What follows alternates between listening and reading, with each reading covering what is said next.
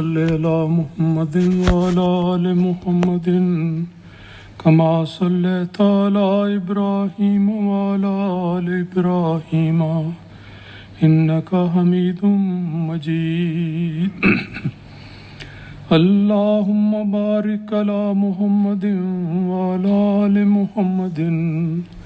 کما بارکت علی ابراہیم وعلی آل ابراہیم انک حمید مجید۔ حضرت امیر المومنین ایدہ اللہ تعالیٰ بن نصر عزیز نے کل جمعہ کے موقع پر ایک بہت ہی بلیغ اور دلوں پر دستک دینے والا خطبہ ارشاد فرمایا ہے۔ اس میں حضور نے عبادت کے موضوع کی ایسی تفاصیل بیان فرمائی ہیں جو دلوں میں اتر جانے والی ہیں، اور ہم سب کو چاہیے کہ اس بہت ہی جامع اور مفید خطبے کو بار بار سنیں اور گہری نظر سے سنیں، دیکھیں اور اس کو اپنے دلوں میں اتاریں اور اس کے مطابق عمل کرنے کی کوشش کریں۔ اللہ تعالی ہمیں اس کی توفیق عطا فرمائے۔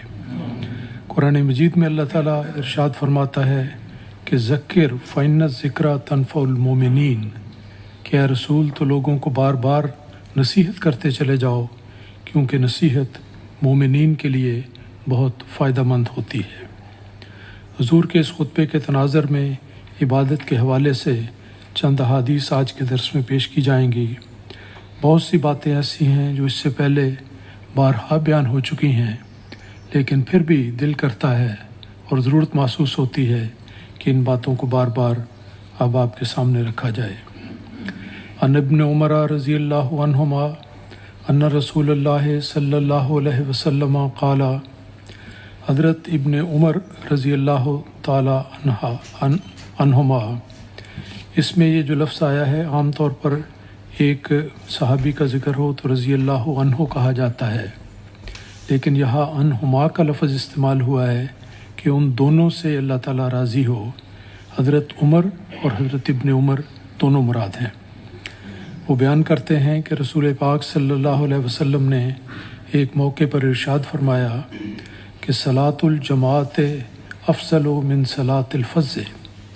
کہ جو نماز باجماعت ادا کی جاتی ہے وہ اس نماز کی نسبت جو تنہائی میں علیحدگی میں فردی طور پر ادا کی جاتی ہے اس سے بہت زیادہ فضیلت رکھتی ہے۔ اور اس کا ایک بیان آپ نے یہ فرمایا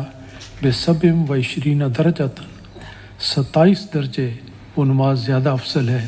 جو باجماعت ادا کی جاتی ہے بنسبت اس کے جو علیحدگی میں ایک فرد ادا کرتا ہے۔ اس سے پتہ لگتا ہے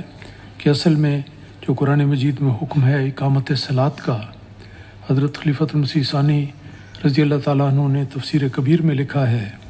کہ اس کا ایک تقاضا ہے کہ نماز باجماعت ادا کی جائے، اور نماز باجماعت ہی صحیح معنوں میں اقامت صلاۃ ہے جس کا قرآن مجید میں حکم دیا گیا ہے۔ عن ابی ہریرہ رضی اللہ عنہ قال سمعت رسول اللہ صلی اللہ علیہ وسلم یقول، حضرت ابو ہریرہ رضی اللہ تعالیٰ عنہ بیان کرتے ہیں کہ میں نے رسول پاک صلی اللہ علیہ وسلم کو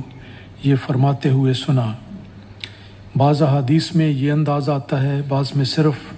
ان کے صحابی کے نام کے ساتھ رسول پاک صلی اللہ علیہ وسلم کا ارشاد بیان ہو جاتا ہے، لیکن اس میں ایک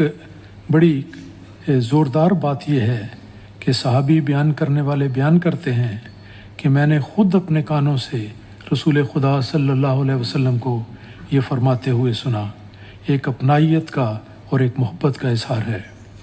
یقولو کہ رسول پاک صلی اللہ علیہ وسلم یوں ارشاد فرماتے تھے، اذا اقیمت الصلاۃ فلا تاتوها وانتم تسعون، کہ جب نماز کھڑی ہو جائے، یعنی امام آ جائے، اللہ اکبر کہے اور نماز کھڑی ہو جائے، فلا تاتوها وانتم تسعون، تم نماز میں شامل ہونے کے لیے اس طرز پر نہ آؤ کہ تم دوڑ رہے ہو، بڑی جلدی دوڑ کر نماز میں شامل ہونے کی کوشش کر رہے ہو۔ واتوها وانتم تمشون، تم اس طرح آ کر نماز باجماعت میں شامل ہو جس طرح کے معمول کے مطابق تم چل رہے تھے۔ وعلیکم السکینہ، تو تم پر یہ واجب ہے کہ تم بڑے وقار کے ساتھ اور آرام کے ساتھ چل کر آؤ، بھاگ کر نہ آؤ۔ اور پھر آپ نے فرمایا فما ادرکتم فصلوا، جو نماز تمہیں مل جائے، یعنی جس میں تم شامل ہو جاؤ، جس کے ادا کرنے کی تمہیں توفیق مل جائے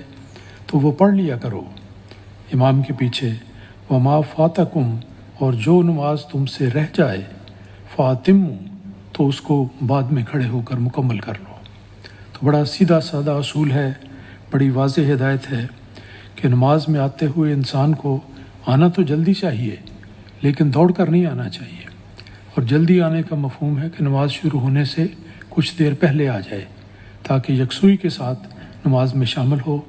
یہ صورتحال پیدا نہیں کرنی چاہیے کہ نماز شروع ہو چکی ہے، آنے والا دیر سے آ رہا ہے اور پھر بھاگ کر اس میں شامل ہونے کی کوشش کرتے ہیں۔ تو یہ نہیں ہونا چاہیے۔ جتنی نماز امام کے ساتھ باجماعت میسر آ جائے وہ تم پڑھ لو۔ وما فاتکم فاتموا، اور جو تم سے رہ جائے وہ تم بعد میں کھڑے ہو کر پڑھ لو۔ بعد میں پڑھنے کے حوالے سے یہ بات یہاں قابل ذکر ہے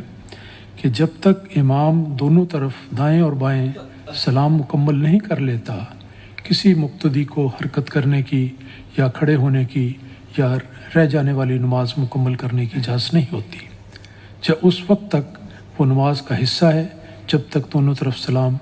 نہیں کہہ لیا جاتا۔ جب دونوں طرف سلام کہہ لیا جائے پھر اس آدمی کو جس کی نماز کا کچھ حصہ رہ گیا ہے کھڑے ہو کر نماز مکمل کرنی چاہیے۔ وفی روایت لہو، اور ایک روایت میں اس طرح بھی بیان کیا گیا ہے کہ فَإِنَّ أَحَدَكُمْ إِذَا كَانَ يَعْمِدُ إِلَى الصَّلَاةِ فَهُوَ فِي صَلَاةٍ، لوگوں کو جلدی اس طرح ہوتی ہے کہ اگر نماز میں شامل ہو جائیں گے تو نماز ہو گئی، ورنہ اگر دوڑ کر رہیں گے تو ہم شاید پیچھے رہ جائیں گے۔ تو اس حدیث میں اس کا بھی ازالہ کر دیا گیا۔ فرمایا رسول پاک صلی اللہ علیہ وسلم نے کہ اگر تم میں سے کوئی شخص جب اپنے گھر سے نماز کی نیت سے روانہ ہوتا ہے فَهُوَ فِي صَلَاةٍ، اسی وقت سے وہ اللہ تعالیٰ کے حضور گویا اسی طرح ہے کہ وہ نماز میں شامل ہے۔ تو گویا ایک وقار کے ساتھ، سکینت کے ساتھ، تحمل کے ساتھ آ کر بر وقت نماز میں شامل ہونا، پوری نماز ادا کرنا، یہ اصل بات ہے۔ لیکن اگر کسی وقت کسی وجہ سے پوری نماز میں شامل نہ ہو سکے تو نماز مکمل ہونے کے بعد پھر کھڑے ہو کر اس نماز کو مکمل کیا جائے۔ عن ابی ہریرہ رضی اللہ عنہ ان رسول اللہ صلی اللہ علیہ وسلم قال، حضرت ابو ہریرہ رضی اللہ تعالیٰ عنہ بیان کرتے ہیں، یہ جو پہلی دو احادیث بیان کی گئی ہیں دونوں سیاستہ کی کتاب مسلم شریف سے لی گئی تھی، اور یہ حدیث جو بیان ہو رہی ہے یہ بخاری شریف سے لی گئی ہے۔ رسول پاک صلی اللہ علیہ وسلم نے بیان فرمایا، لو یعلم الناس ما فی الندائے والصف الاول،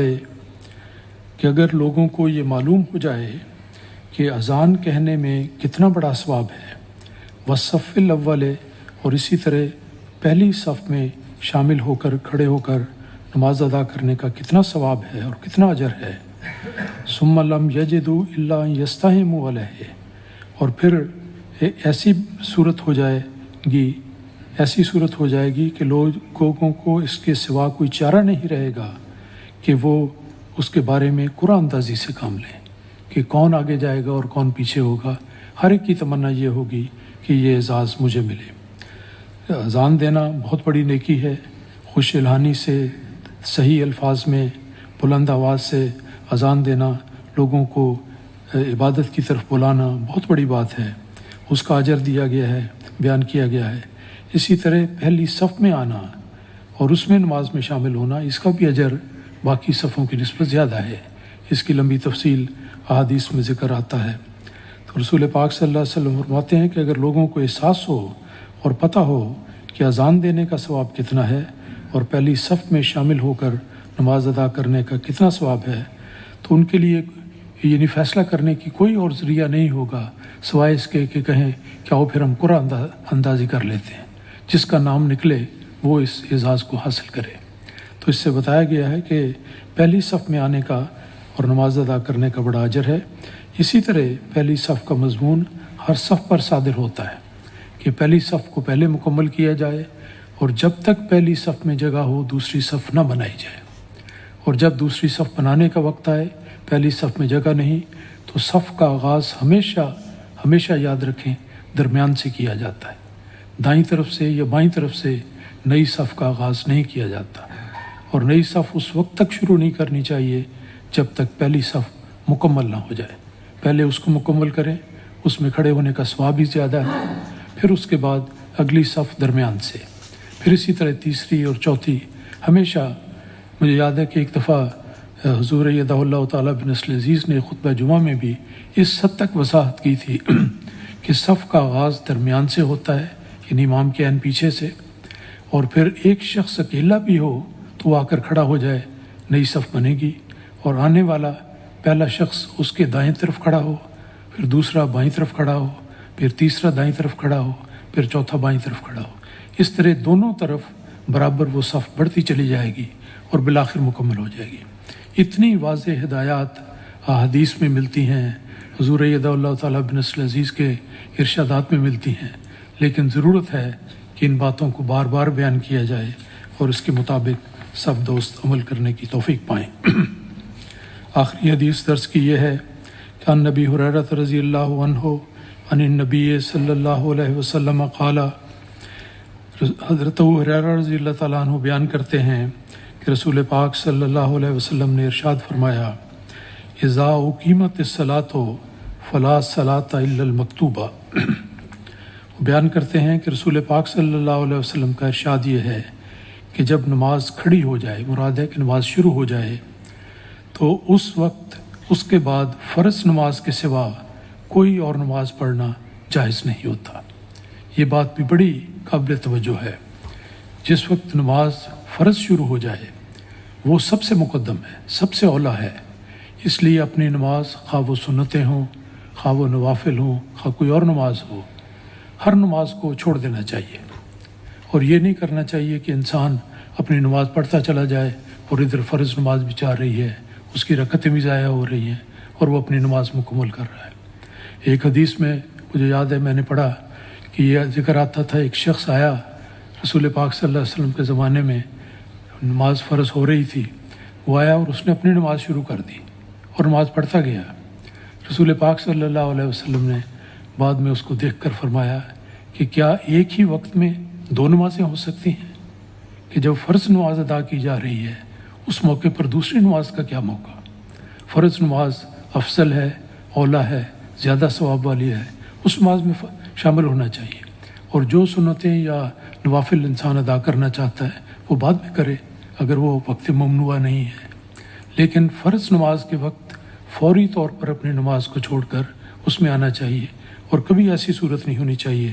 کہ فرض نماز کا کوئی حصہ ضائع ہو جائے یا وہ اس میں شامل نہ ہو سکے۔ تو یہ باتیں ایسی ہیں جو آپ نے بارہا سنی ہوں گی، بارہا بیان کی گئی ہیں، لیکن خواہش ہوتی ہے کہ ان باتوں کو اسی طرح بیان کیا جائے کہ دل میں بیٹھ جائے اور ہم سب اس پر عمل کرنے کی توفیق پائیں۔ اللہ تعالیٰ ہمیں اس کی سعادت عطا دے۔